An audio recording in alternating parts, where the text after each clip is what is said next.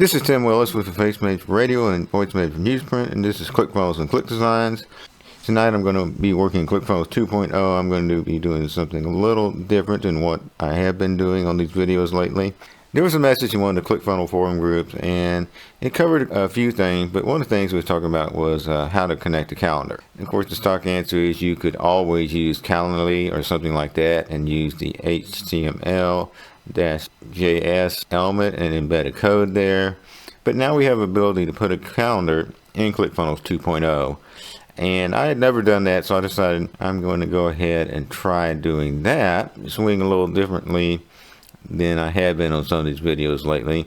And so tonight, working with .NET, we are going to start off by going to the workspace I want to go to. We're going to go to the sales area, and we're going to be working with the appointments subcategory, and we'll go to calendar connections.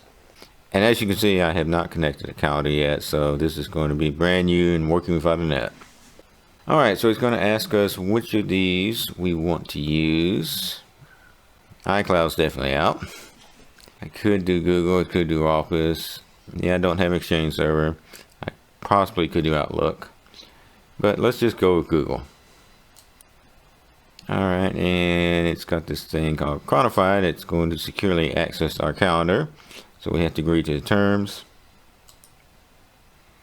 We're going to link a Google account. Then off camera, what happened was that we had a list of my email accounts I could choose from. I had several, so if you're like me, you probably have multiple Google accounts. Selected the one I want. Now I'm going to sign into Quantify, click on continue. And it's going to tell us what it will allow Quantify to do. Make sure you trust Quantify. I got this little warning here, and then you can learn about the risk. But I'm going to go ahead and choose allow.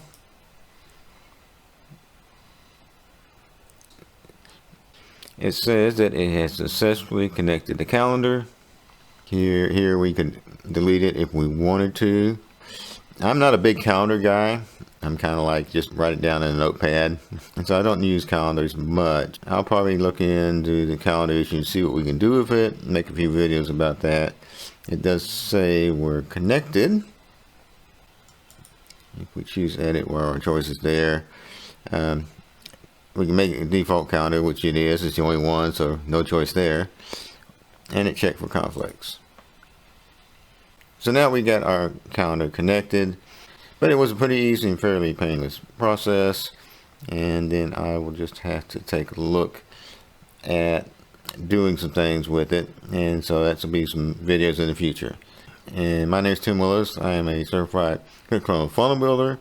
I also make tutorial and demonstration videos on ClickFunnels, Click Designs, and useful tools for funnel hacking and funnel hackers. That's the video for tonight, and I will talk to you later.